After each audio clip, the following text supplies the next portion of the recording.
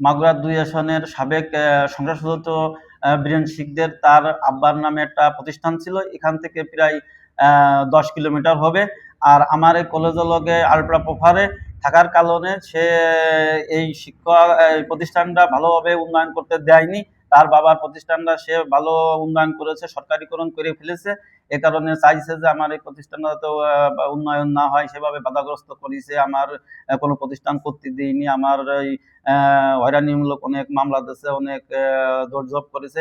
এখন আমি আশা করতেছি এই নতুন সরকারের আমলে জনাব প্রধানমন্ত্রী যদি একটা বিল্ডিং দেশে, এর মাধ্যমে এই এলাকায় উন্নয়ন হবে এবং এটা ছাত্রছাত্রীর মান উন্নয়ন হবে, ছাত্রছাত্রীরা অনেক উপকৃত হবে।